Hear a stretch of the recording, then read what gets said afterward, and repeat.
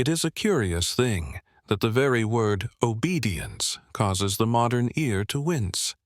We hear in it the rattle of chains, the bending of knees before tyrants, the suppression of individuality, and the loss of freedom.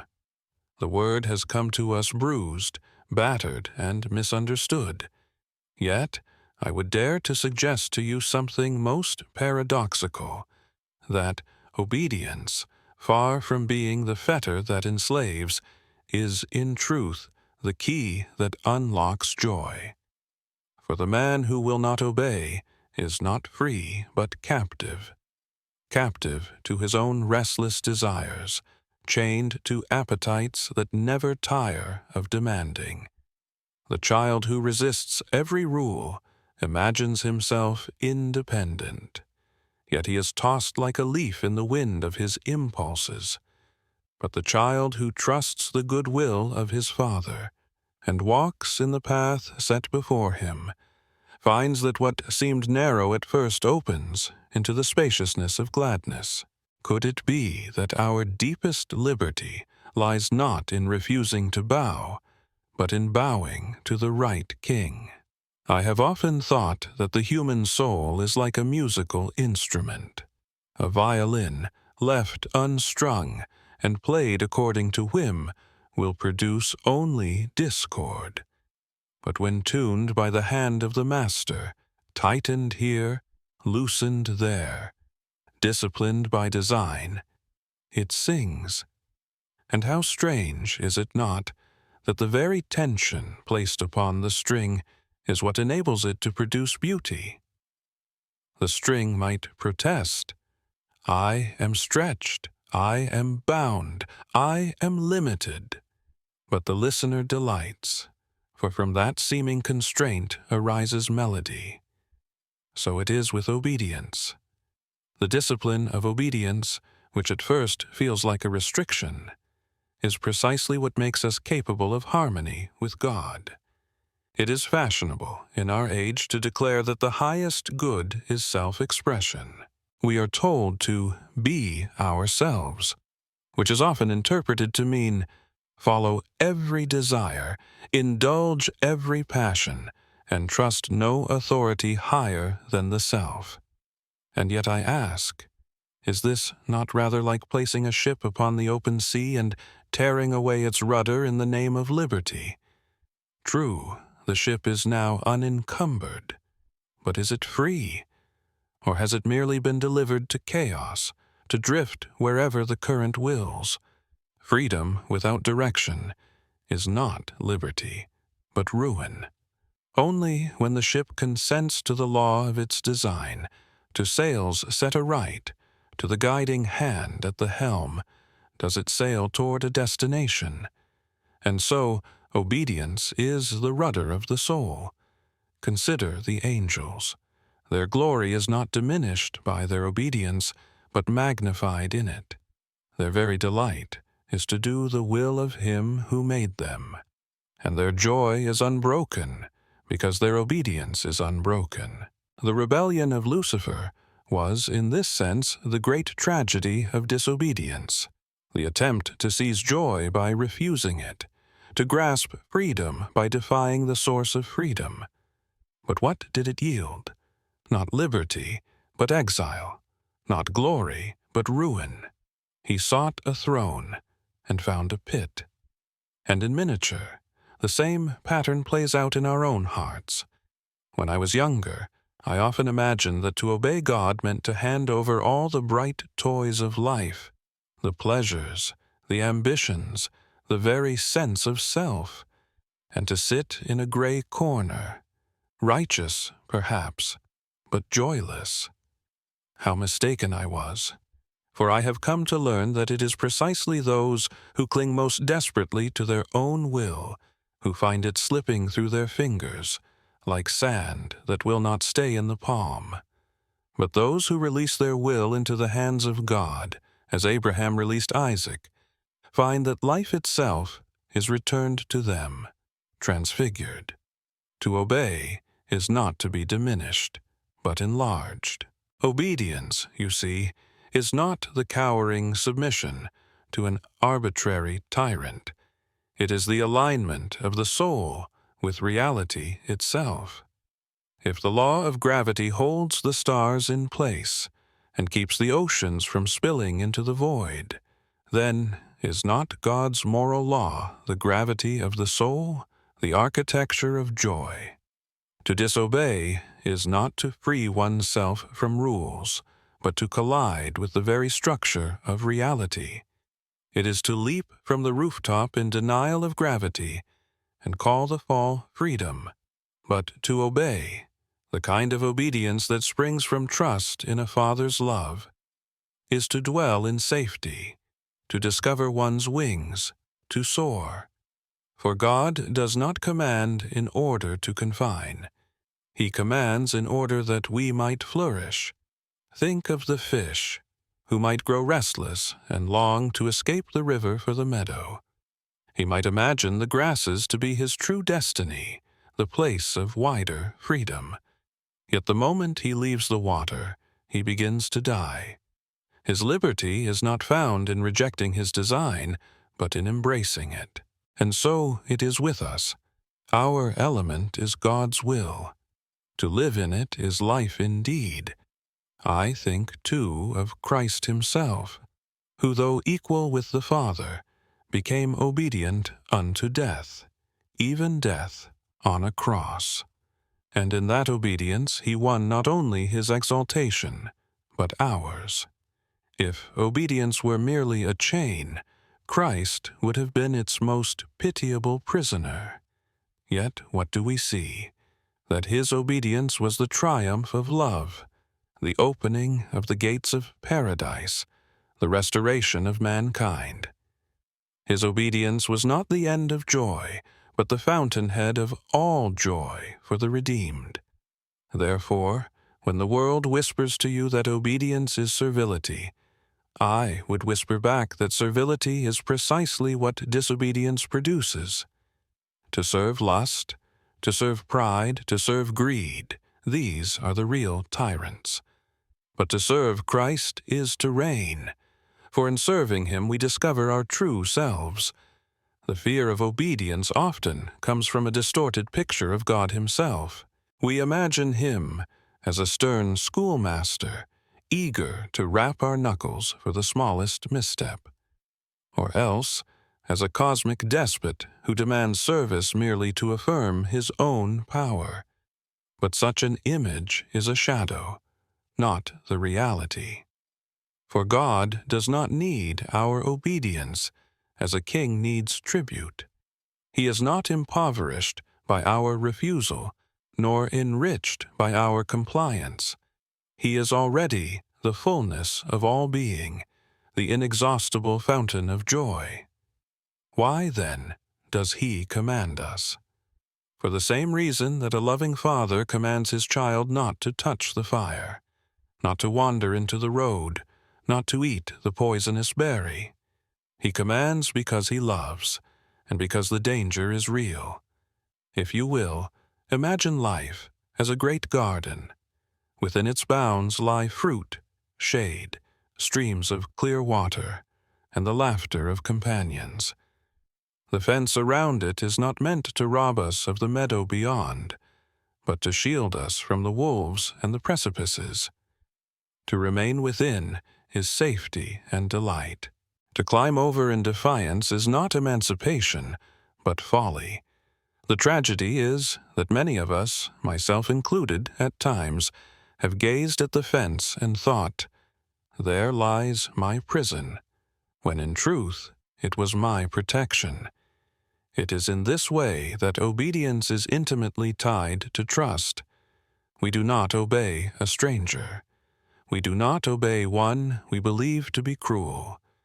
We obey because we trust that the one who commands us loves us. It is no accident that Scripture tells us the first sin was born of distrust. Eve was persuaded that God was holding something back, that his command was not a gift but a theft. In doubting his love, she disobeyed his word. So too, with us, the root of our disobedience is rarely outright rebellion, but the quiet suspicion that God is not good.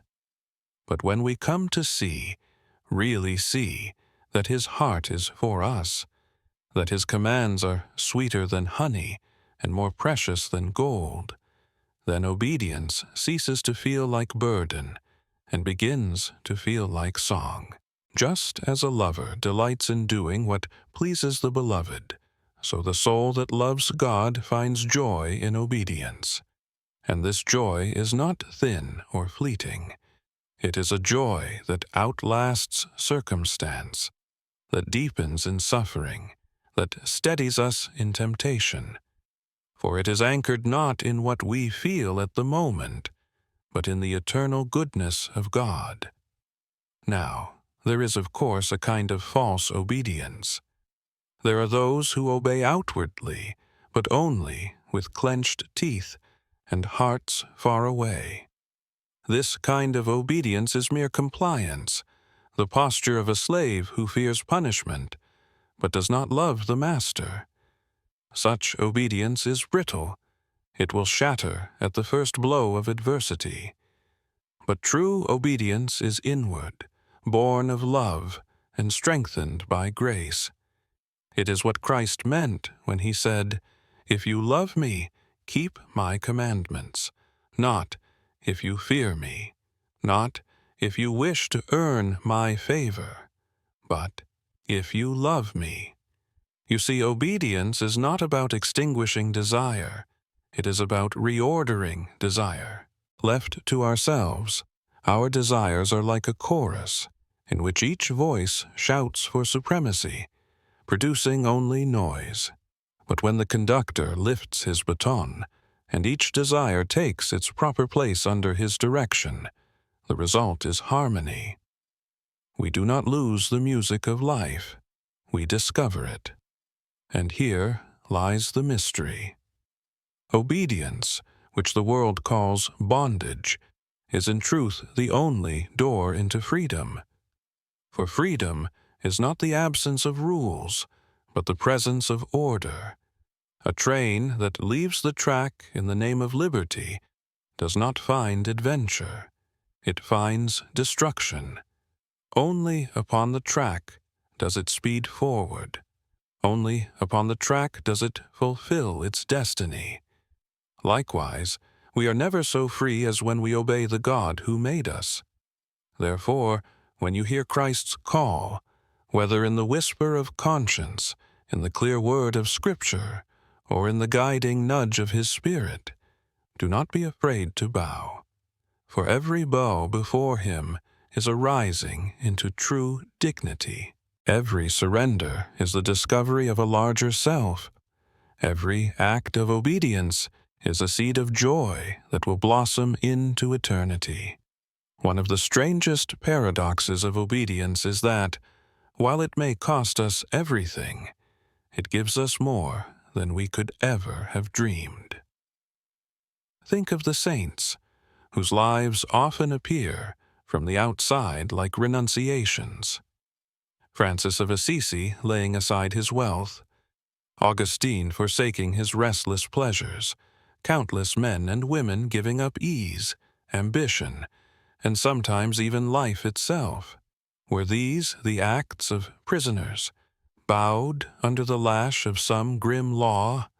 No, they were the choices of souls who had discovered a joy so radiant, so surpassing, that all lesser treasures seemed like dust in comparison. What looked to the world like chains was in truth wings. It is only when one has tasted this paradox that Christ's words make sense. My yoke is easy, and my burden is light. For a yoke, to all appearances, is a mark of servitude. Yet, He declares it to be gentle, even joyous. How can this be? Because His yoke is not placed upon us to enslave, but to guide.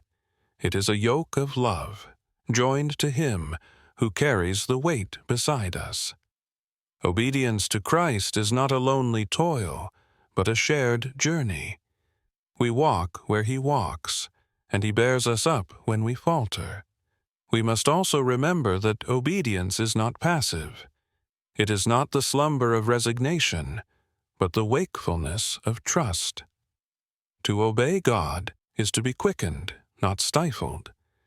It is to place ourselves at the disposal of His purposes, which are infinitely richer than our own. The soldier who obeys a wise commander may march into difficulty, but he does not march into futility. He moves within a larger plan, one he may not yet see, but which is woven into a final victory. And how often, when I look back upon my own life, do I see that my greatest joys have sprung from the very places where I consented to obey, often reluctantly at first, but gratefully in hindsight. The doors I longed to force open led only to shadows. The ones I resisted stepping through opened into light. Had I been left entirely to my own judgment, I might have pursued a dozen paths that would have left me barren. But in bowing to God's will, I found green pastures I did not even know to seek. Here, perhaps, is the heart of the matter.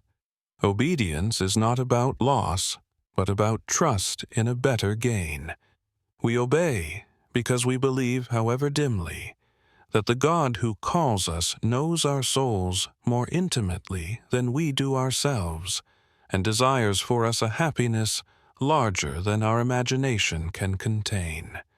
The command, "Follow me," is not the voice of a despot, but of a bridegroom, inviting us to the wedding feast of joy. Therefore, when you next encounter His command, whether it comes to you as a hard renunciation, a quiet prompting, or a call to act with courage, remember that behind it is not the hand of a tyrant, but the heart of a lover. And to obey Him is not to be shackled, but to be set free into joy. If obedience is the path to joy, it is also the school of humility. For no man can obey God and remain convinced of his own self-sufficiency. Every act of obedience is, in some sense, an admission. I am not the master of my fate, nor the captain of my soul. I am a creature, not the Creator. I am a child, not the Father.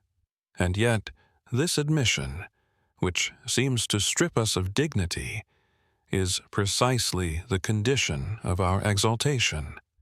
For pride is a lonely throne, and it collapses under its own weight.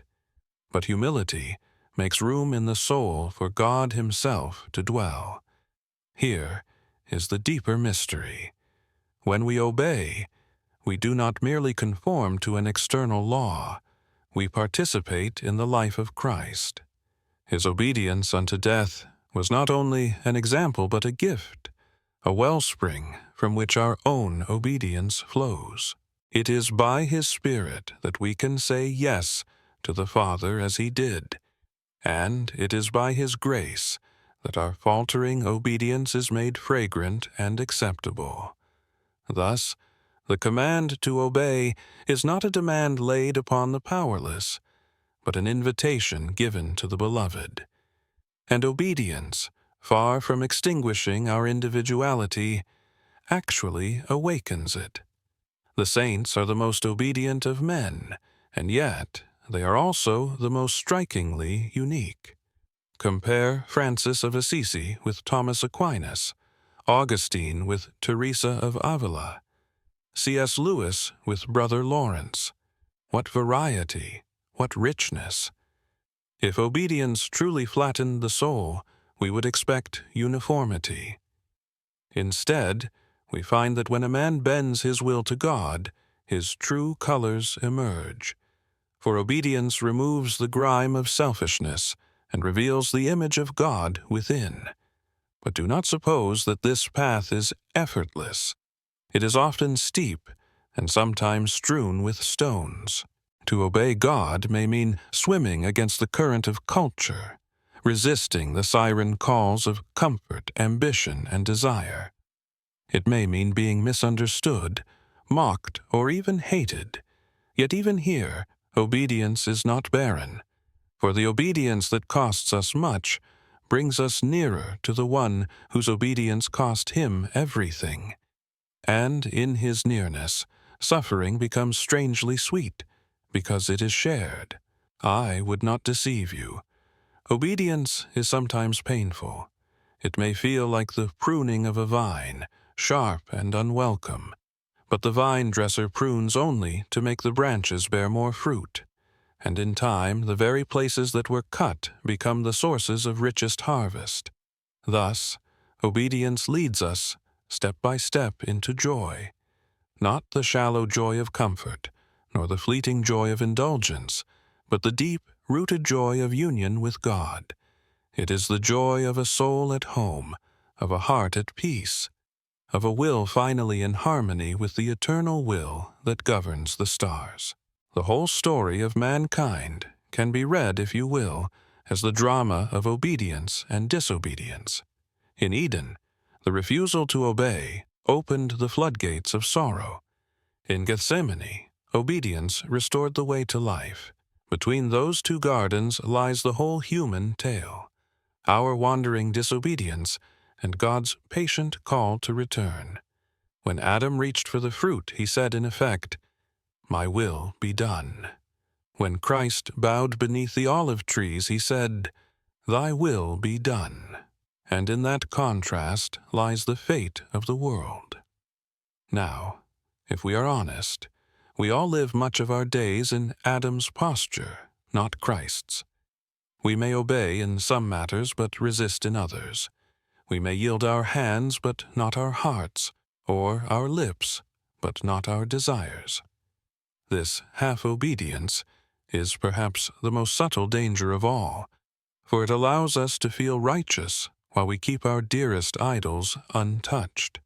Yet God calls not for fragments, but for the whole. He calls us to be living sacrifices, not merely partial offerings. But here again lies the great hope. Obedience is not something we muster up by sheer force of will. It is a gift received as much as a duty performed. We are like branches, unable to bear fruit apart from the vine. The Spirit of Christ in us bends our wills gently toward the Father, as the sun draws the flower toward its light. What is impossible for man becomes possible with God, and even our failures, when confessed, become occasions for grace to deepen. The Father delights not in perfect performance, but in the child who rises again, takes his hand, and continues the journey. I sometimes think that our resistance to obedience comes from a too small imagination of joy. We settle for pleasures too fleeting, too thin, and when God asks us to let them go, we feel as though He robs us. But He is like a mother who takes away the shiny pebble from her child's fist, not to impoverish, but to place a jewel there instead. We cry over the loss of our little treasures, not realizing we are being prepared for an inheritance beyond all measure. And what, in the end, is heaven itself but perfect obedience, transfigured into perfect joy? There, at last, no shadow of rebellion clouds the heart, no whisper of my will resists the harmony of thy will.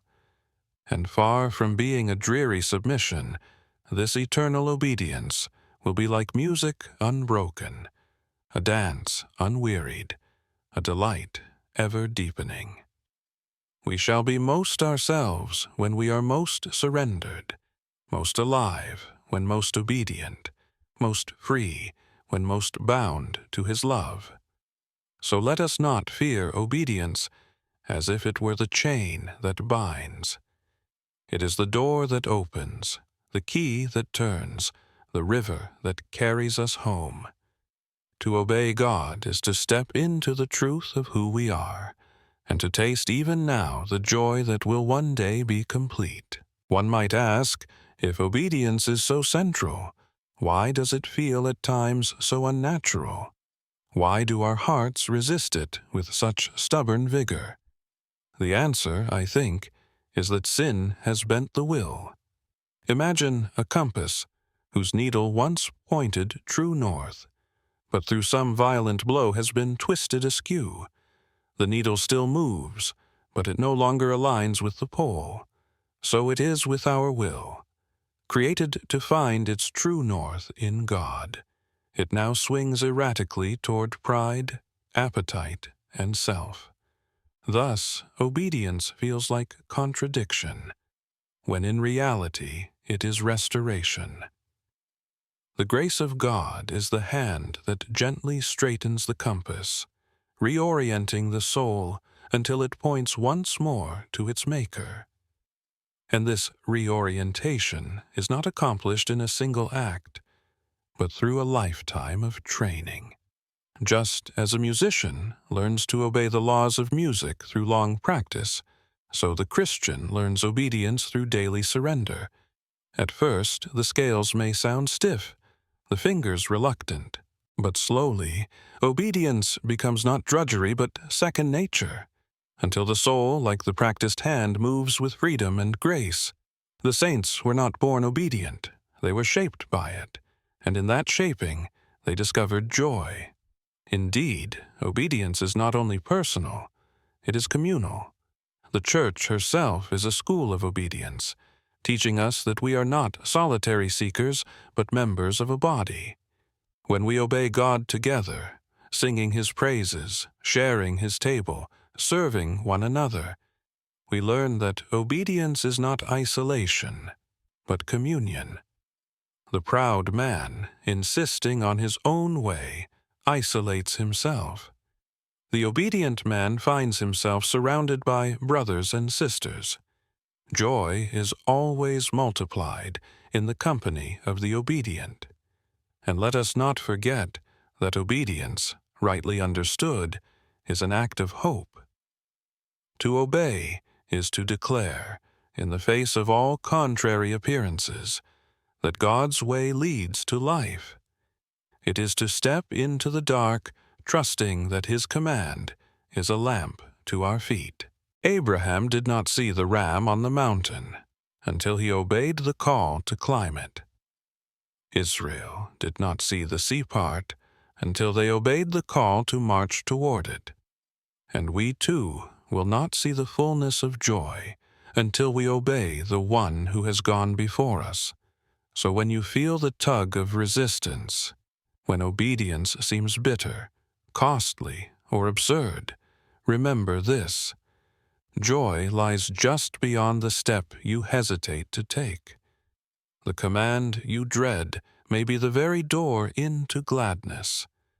The surrender you fear may be the seed of resurrection. For our Lord has promised that whoever loses his life for His sake will find it. And if we can believe Him in this, if we dare to obey, we shall find that obedience, far from chaining us, has carried us into the wide country of joy, where every step is freedom and every surrender is gain. Perhaps the greatest illusion about obedience is that it is always grim. Many think of it as a perpetual renunciation, a life of saying no, and indeed, at times it is a stern no, to pride, to lust, to greed. But these no's are only the clearing of the ground. They are the cutting away of thorns so that roses may bloom, the tearing down of ruins so that a palace may be raised. The deeper truth is that every no spoken in obedience is ordered toward a far greater yes. The child who refuses the sweet that would spoil his supper is really saying yes to the feast to come. The man who closes his ears to a lie is really saying yes to the truth that will set him free. The heart that says no to sin is really saying yes to God. And when once the pattern becomes visible, we begin to see obedience not as a desert, but as a garden. It is not the end of delight, but its beginning. For what is holiness, if not the soul aligned so fully with God's will that joy becomes its very atmosphere? Holiness is not dour, it is radiant. It shines because it is transparent to the light of God. To obey is to begin shining with that light even here and now. Think of Christ's first miracle at Cana. It was not achieved by cleverness, nor by resistance, but by obedience. The servants filled the jars with water, not knowing why, not imagining what would come of it. But in obeying, they witnessed water blush into wine. Obedience opened the door to joy, and not merely a sip, but an overflowing abundance. And I cannot help but think that every act of obedience in our own lives, however small, is like filling jars with water. It may seem dull, ordinary, even meaningless, but given into the hands of Christ, it becomes the occasion of miracles. It is this hidden fruit of obedience that so often escapes us. We imagine our obedience will diminish life, narrow it, rob it of color. But in truth it enlarges life, broadens it, and saturates it with meaning. The narrow path does not end in confinement, but in the vastness of heaven. The command to die to self is not the grave, but the door into resurrection. The cross is heavy, but it is the very ladder to glory. So I urge you, do not fear obedience. It is not the chain of a slave, but the crown of a son. It is not the extinguishing of joy, but its flame. It is not the loss of freedom, but its discovery. For in obeying God, we at last become who we were made to be. The song long buried within us begins to rise, and the joy for which we were created, a joy deeper than pleasure, more enduring than happiness, unfolds like dawn upon the mountains. And now, as I come to the end of these reflections, I would ask you to pause and consider where you stand upon this path of obedience. For the question is not abstract, nor does it belong only to theologians and saints. It presses upon each of us in the ordinary choices of our days. Shall I yield to resentment or forgive? Shall I indulge the fleeting appetite, or wait upon the eternal promise? Shall I trust God when the way is dark, or lean upon my own understanding? Every moment carries within it the seed of obedience or disobedience, and with it the seed of joy or sorrow. Do not suppose that obedience is reserved for grand gestures alone. It is found in the hidden corners of daily life. When a mother rises wearily to comfort her child, when a man refuses the lure of dishonesty though no one would know, when a soul offers its quiet prayer rather than scrolling through endless distraction. These are small acts, unnoticed by the world, yet radiant in heaven's sight. For obedience, however humble, is never wasted. It builds within the soul a temple where God delights to dwell. And as we practice such obedience, we find something remarkable. Our hearts change. What once seemed bitter becomes sweet. What once felt narrow becomes wide. What once appeared as loss becomes the very place of gain. Slowly, almost imperceptibly, obedience ceases to feel like surrender and begins to feel like freedom. We discover that the truest liberty is not to follow every whim, but to be liberated from the tyranny of whim altogether. We begin to walk in step with the music of heaven, and our lives, though ordinary in the eyes of men, become extraordinary in the sight of God. Perhaps you are afraid that obedience will cost you too much. I will not deny it. It will cost you everything. But it will cost you only what was never truly yours, only the illusions that would have betrayed you, only the shadows that cannot satisfy. And in return you will receive what is beyond price, life abundant, life eternal, life in communion with the one for whom your soul was made. He asks for your all, but he gives you himself. And in him nothing is lost, all is transfigured. So let us not linger at the threshold, half willing and half afraid. Let us step boldly into the adventure of obedience, confident that every surrender will be repaid 100-fold in joy. For in the end, obedience is not the story of chains, but of wings. It is not the narrowing of life, but its opening. It is not the grim demand of a tyrant, but the loving invitation of a father who longs to share his joy with his children. And so I leave you with this: to obey is to live. To obey is to rejoice. To obey is to be free. May we, with Christ, learn to say not my will, but thy will be done, and in that surrender find our everlasting joy. My dear friends, if these words have spoken to your heart, I would invite you to like, comment, share, and subscribe, so that together we may continue walking this path of reflection and faith.